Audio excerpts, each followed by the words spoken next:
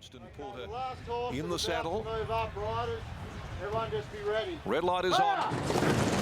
Last of the day, and they're racing as well. And Beauty Canas and Strata Creed the first away. Adrian McPhee's up there going forward, and so's Lauren Tinio. Cheston Flyer's going to pour it on also through the first 200.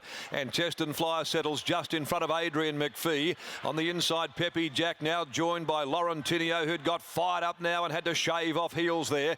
In behind them, Beauty Canas being followed then by Purist and Sharp Bob, who's getting up onto the bridle as well. In behind them, Strata Creed drifting back. They're being followed on the rails next of all by Matakanui. Over on the outside next of all is Beat the Bell when they go along by the 750. Followed further back by Go Crying. Express Flirt posted very wide, then on the Terps Comparative, and he's going to ride Lady Sass from back last as they come along to the 600.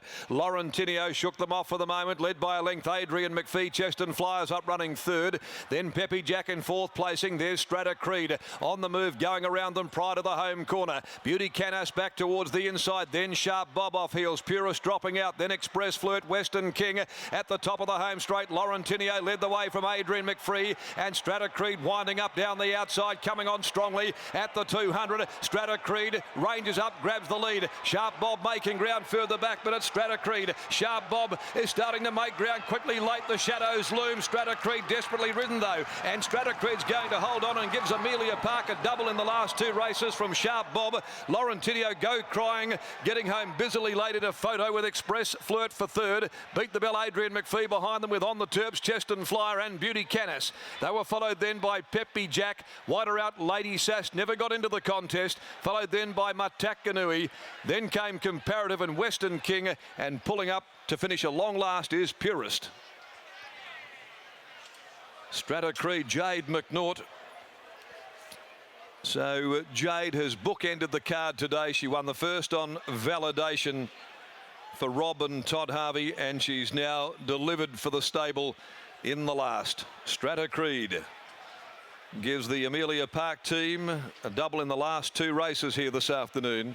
The Stratum 5-year-old with McNaught getting going before the home corner. Sharp Bob was in pursuit. They beat off Lauren Tinio, and Go Crying snatching fourth in the dying stages. Strata Creed at its fourth run this preparation, and he proves too good. Out of the Shower Heartmere Holy Faith, good double today for Robin Todd Harvey and Jade McNaught. Raced by Peter Walsh, and the Double Fault Syndicate managed by BC Faithful. Second placing will go the way of Sharp Bob by Famous Roman, Cliffy Howe and Ryan Hill.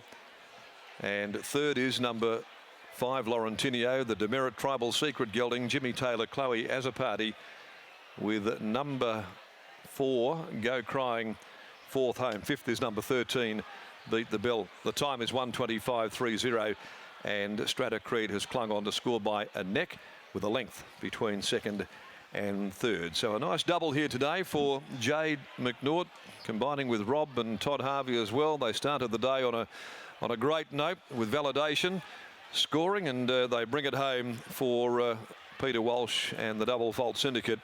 The Amelia Park connection here with Strata Creed. Now Britt Taylor is about to join us as well as we round out the opening day of Ascot for 2019-20. Britt. Thanks very much, Darren. Rob Harvey is just making his way over now, but Rob, bookending the meeting, it's a nice way to return to Ascot, isn't it? Yeah, it's good, Brittany. Yeah, 2 winners in a day is fantastic. Tell us about this horse here today. When you saw him heading out pretty wide on the corner, what were your thoughts? He's better out like that, Brittany. When he's won his races, he's a little horse, and he's been a little bit unlucky, actually. But when he goes for them inside runs, he hasn't got a lot of confidence. That's why I said to Jade, look, get him out in the clear, because when he's won his races prior, that's where he's won them down the outside. He wasn't far away last start, only beaten by Lady Sass, and that was a brilliant ride on that occasion. Were you confident coming into today? I thought he'd run very well, Brittany, yeah. What is your plans for him this preparation? Just ticking through these grades? Yeah, we'll just go through the grades with him. He's a good, honest little horse, and, you know, he's been a good horse for Peter, actually, and the owners, they're a good bunch of blokes, and yeah, he's been a good little horse for them. And they've had a wonderful day after winning the feature in the previous as well, these colours, so they've been good colours. Well done. Yeah, thanks, Brittany. Rob Harvey there as Strato Creed victorious. Probably put the writing on the wall last start, Scott, with that second to Lady Sass, and today just got some things to go in his favour. But gee, it was a really game effort. It certainly was, Britt. No, we'll ask Jade McNaught how he ended up that wide on the corner. I think probably got off the heels of Peppy Jack, who Jade, I assume, thought, like everybody else, would tow her into the race. But Peppy Jack was going up and down on the same spot. He was quite disappointing, really. But Strato Creed's been knocking on the door. The first couple were a little bit disappointing. I thought put the writing on the wall last start, though. Yeah, it was an interesting run race. I think with these capacity fields, it was looking a little bit messy at stages there. And of course, on the corner, we saw her out really, really wide. And well, Rob Harvey just said that the horse likes a bit of galloping room, and he certainly got that and extended beautifully to finish. Certainly, there's always going to be those hard luck stories here at Ascot, Britt, but a horse like a Lady Sass got a long way back, speared off around the corner and couldn't make up the necessary ground. That's just Ascot racing. That's exactly right, and be looking for her when she's drawn a better gate. It's a good day for Jade McNaught as well, who no doubt will be happy to be back at headquarters. Scott Embry's catching up with Jade now. I've got Jade right now. Jade, coming into the corner, he seemed to wobble around the bend, or was it just trying to get around Peppy Jack? Yeah, I think I was just trying to get around safely. I just wanted to try and keep him in his own rhythm. I didn't want to change too much. He was back to the old horse that I used to ride. He was travelling strong. We wanted to keep him out wide, so I straight out with cover. It worked out perfect. And what about going into the future? Could he step out maybe over a mile? He looks as though he certainly sustained a nice run today. Yeah, we've always sort of kept him at 12, 13, 14, but now that he's a bit older and he's finding it a bit easier to settle, you wouldn't see why he could get a bit further. Congratulations, well done. Yeah, thank you.